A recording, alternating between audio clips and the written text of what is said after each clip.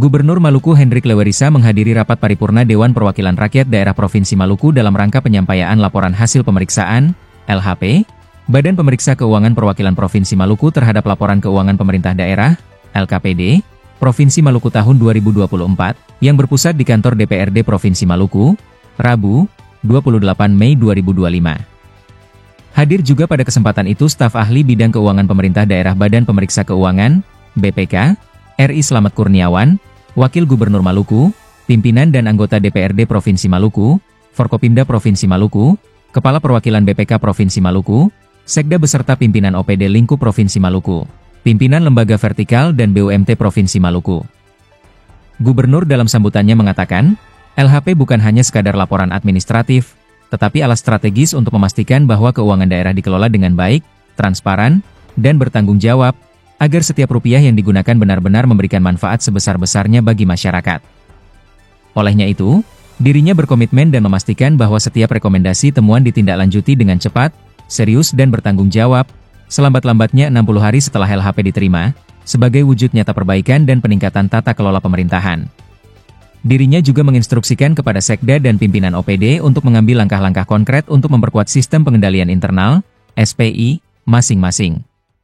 Sehubungan dengan pelaksanaan paripurna pada hari ini, ada beberapa hal penting yang perlu saya sampaikan. Yang pertama, laporan hasil pemeriksaan atau LHP bukan hanya sekedar laporan administratif, tetapi alat strategis untuk memastikan bahwa keuangan daerah dikelola dengan baik, transparan dan bertanggung jawab, agar setiap rupiah yang digunakan benar-benar memberikan manfaat sebesar-besarnya bagi masyarakat. Olehnya itu kami akan berkomitmen dan memastikan bahwa setiap rekomendasi atau temuan ditindaklanjuti dengan cepat, serius dan bertanggung jawab, selambat-lambatnya 60 hari setelah LHP diterima, sebagai wujud nyata perbaikan dan peningkatan tata kelola pemerintahan. Yang kedua, perolehan opini WTP pemerintah Provinsi Maluku tercatat merupakan yang ke-6 kalinya diraih pemerintah Provinsi Maluku secara berturut-turut sejak tahun 2019.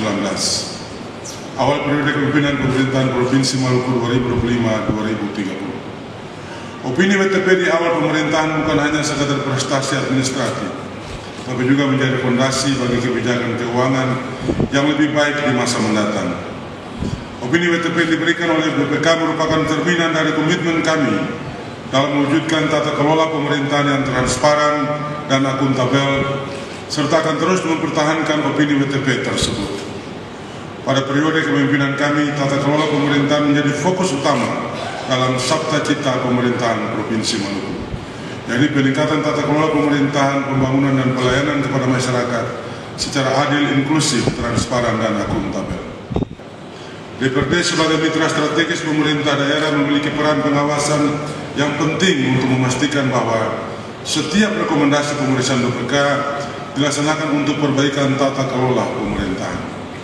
Saya mengapresiasi peran DPRD Provinsi Maluku yang telah menjalankan fungsi pengawasan secara optimal terhadap pelaksanaan peraturan daerah dan pengelolaan APBD. Untuk itu, sinergi antara pemerintah daerah dan DPRD sangat penting dalam memastikan pengelolaan keuangan daerah yang transparan dan akuntabel dan sesuai dengan ketentuan peraturan perundang-undangan yang berlaku.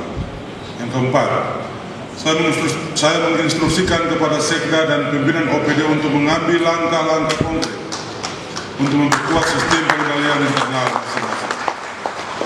Penguatan sistem pengendalian internal atau SPI bukan hanya untuk memenuhi persyaratan peraturan, tapi juga untuk mencegah terjadinya penyimpangan, serta meningkatkan efisiensi dan efektivitas kinerja. Dengan sistem yang kuat, kita dapat mendeteksi dan memperbaiki kelemahan serta meminimalisir risiko yang mungkin terjadi.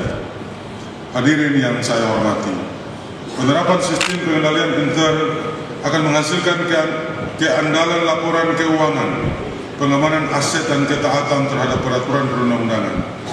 Setiap kekurangan, setiap ketidaksesuaian dan setiap kelemahan yang ditemukan harus segera ditangani dengan langkah-langkah konkret. Kita tidak boleh membiarkan kesalahan yang sama berulang-ulang dari tahun ke tahun.